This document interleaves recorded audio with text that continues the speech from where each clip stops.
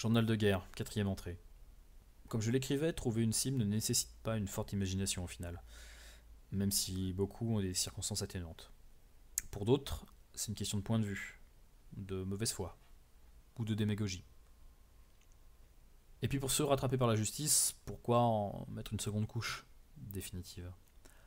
Par contre, pour ceux qui ne se sont pas fait attraper par la patrouille, ceux qui agissent en toute impunité, se moquant de nous, des lois, c'est autre chose. J'ai choisi ma cible. Elle agit presque à visage découvert. Politique, médiatique. Ces casseroles sont tellement énormes que ces acquittements sont une insulte à la justice, à la logique et à ses électeurs. Car oui, son parti le reconduit d'élection en élection. Et ses électeurs le réalisent, car il leur fait des petits cadeaux. Nouveaux gymnases, nouvelle bibliothèque, on vire les pauvres et les mendiants. Une boîte de chocolat à Noël, et les vieux sont contents. Les affaires, bon, trafic d'influence, blanchiment de fraude fiscale, corruption, utilisation des ressources publiques pour son usage privé, fraude fiscale. Je pourrais me demander pourquoi je changerais cela.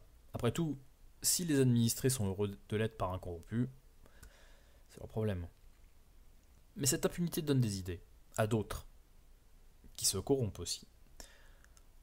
Envisage la vie politique comme une carrière, une source de revenus, et non comme un sacerdoce, un dévouement à la communauté. J'ai repensé à José l'anarchiste. S'il me voyait en ce moment, en pleine planque, il serait fier de moi. J'ai, donc, commencé à traîner, à prendre des infos. Il se croit tellement intouchable que son service de sécurité est réduit à un seul garde du corps qui l'attend en dehors de ses bureaux, à la mairie, au conseil régional et à l'assemblée. Oui, monsieur est pour le cumul des mandats. Enfin, surtout pour le cumul des salaires. Car vous comprenez, le cumul nous rapproche du terrain, nous émancipe du parti. Sauf qu'en étant que cumulard, tu as du pouvoir, donc tu es proche des hautes instances de ton parti. Donc tu ne t'émancipes pas puisque tu fais le parti. Et proche du terrain, t'es tellement pas dans tes fiefs que... Bref. Deux grands choix se présentent à moi. Agir dans un de ces bureaux et me confronter aux services de sécurité et autres caméras, ou devoir gérer le garde du corps. Outils, couteau. J'ai peur de réutiliser mon flingue si vite après le premier. Peur qu'on m'en tombe dessus. Plus rapidement encore en faisant le lien avec mon ex-voisin grâce à la balistique. Mode opératoire, attendre un conseil un peu tardif, le laisser partir seul avec son garde du corps, mettre ce dernier hors jeu, sans le tuer, et taillader l'autre jusqu'à sa mort. Simple sur le papier. C'est toujours simple sur le papier en fait. Car en réalité, ça s'est pas vraiment passé comme ça. Le conseil municipal a débuté exceptionnellement sur les coups de 19h. Ouvert au public, j'ai pu m'assurer de sa présence. Check. Sans trop me faire remarquer, je suis sorti et attendu dans la rue. Quand il fut évident que poireauter au même endroit pendant des heures serait moyennement bon pour ma discrétion, j'ai commencé à bouger, en faisant des tours de pâté de maison, de manière à ce que mon allure n'attire pas l'attention. Puis je suis monté dans ma voiture, vive les vitres teintées, et attendu avec la radio comme palliatif à l'ennui. Il faudra que je prévoie un déguisement pour ma prochaine planque. Entre les passants, les commerçants et les spectateurs du conseil, beaucoup de gens m'ont vu. Beaucoup trop de gens. Me faire prendre, c'est pas un problème en soi. Je serais mort après le procès. Peut-être même avant d'ailleurs. Et encore, s'ils me prennent en vie. Mais pas si vite. Pas aussi bêtement. La mayonnaise a pris, je me sens investi d'une mission. Par mes actes, la vie des gens sera meilleure. Les salauds comprendront qu'une épée de Damoclès bien tranchante les tient en respect.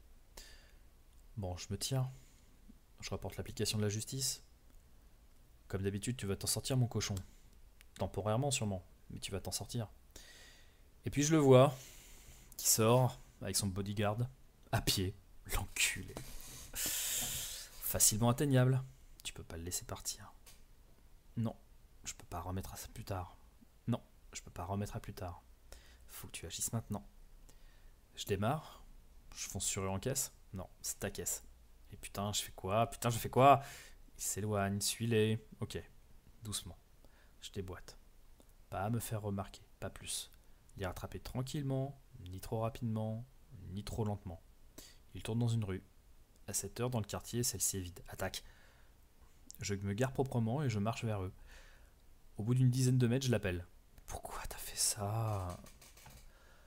Le garde du corps se retourne un quart de seconde. Je bredouille un truc, comme quoi je suis fier de ce qu'il fait pour nous en tant qu'élu, et que la presse est un ramassis de chiens galeux, cherchant la viande fraîche pour se repaître.